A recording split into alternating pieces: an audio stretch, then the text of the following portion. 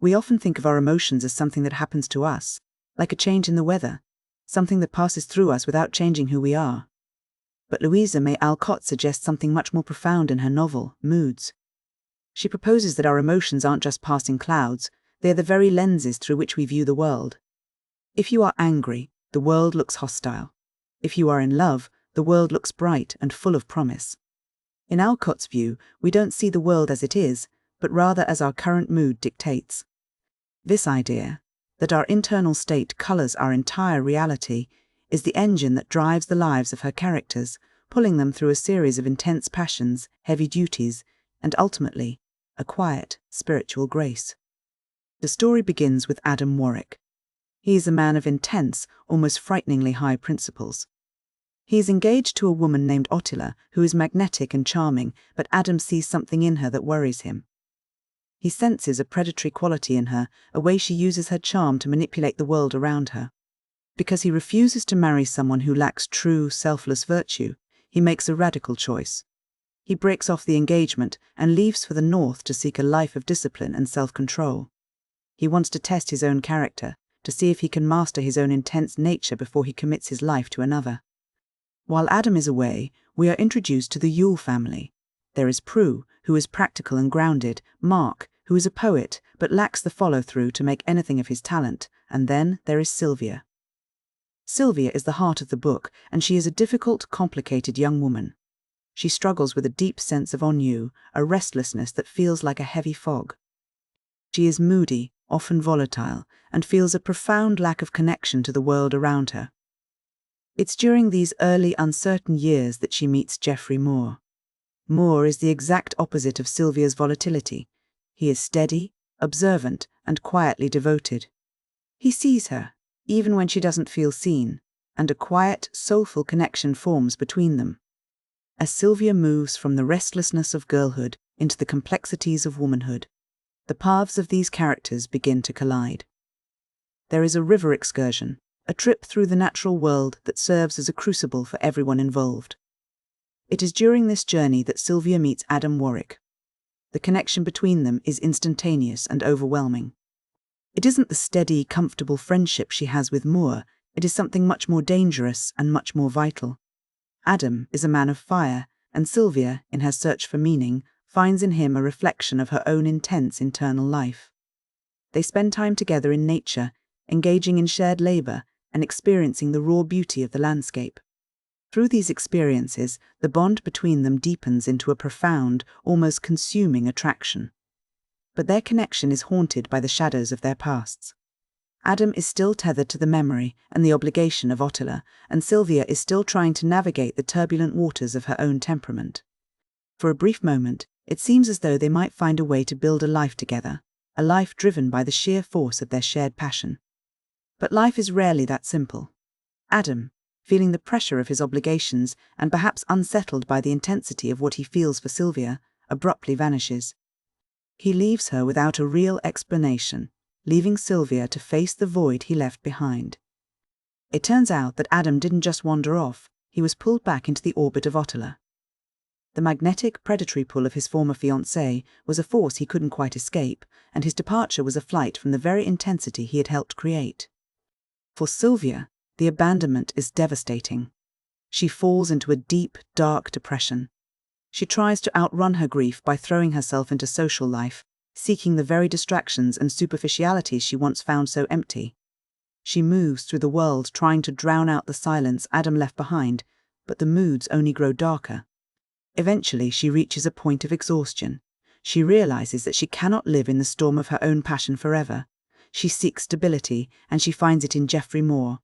Sylvia and Moore marry, but it is a marriage built on a foundation of duty and friendship rather than the consuming, soul-stirring passion she felt for Adam. It is a correct marriage. It is the stable, socially acceptable path. For a while, it seems like she might find peace in this quiet life. But the past is never truly dead. It's just waiting for the right light to shine on it. During their honeymoon, Sylvia and Moore encounter Adam. He has spent his time wandering, searching for her, driven by a need to find the woman who became the centre of his world. When he sees her, he realizes the reality of what has happened. She is married to his friend. The sight is devastating to him, but it also brings a strange kind of resolution.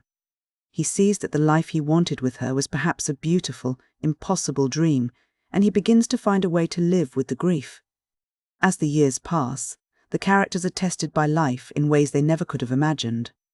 Adam Warwick, the man of intense principle, finds himself in Italy. He becomes a figure of immense bravery, performing acts of heroism that border on the legendary. He is a man who has moved from a place of perhaps too much passion to a place of selfless action. But his journey reaches a tragic conclusion.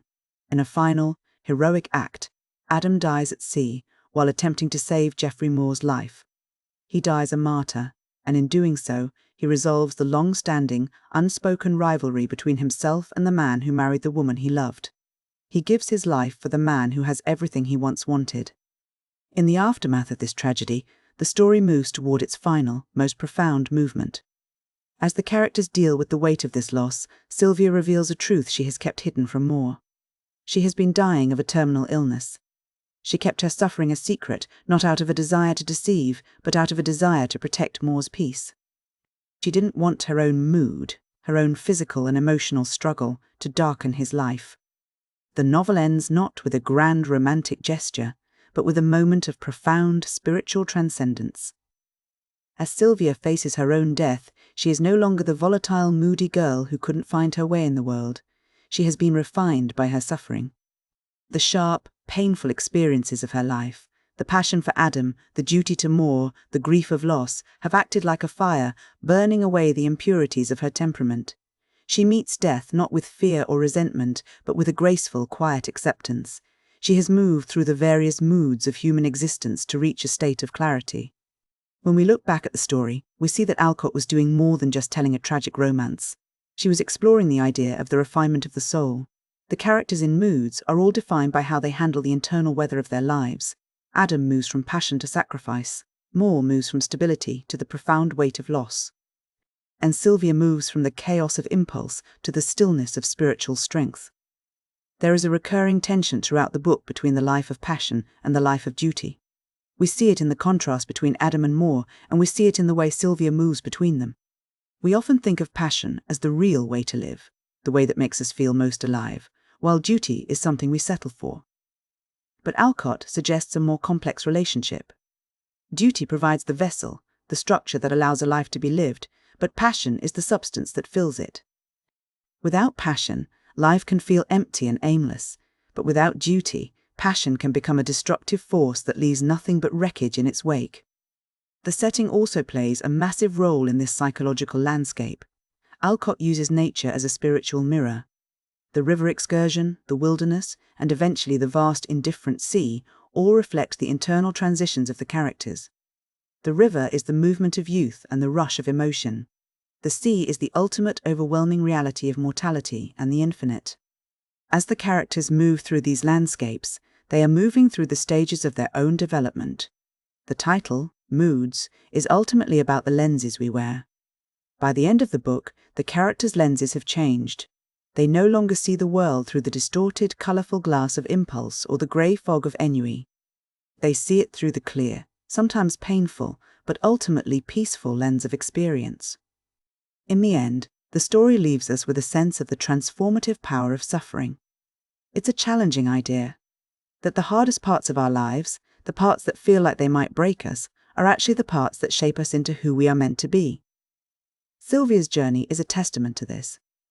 She doesn't find happiness in the traditional sense, the kind of happiness we often see in romantic comedies. Instead, she finds something much deeper, a sense of peace that is independent of her circumstances. She finds a way to be whole, even as she is breaking.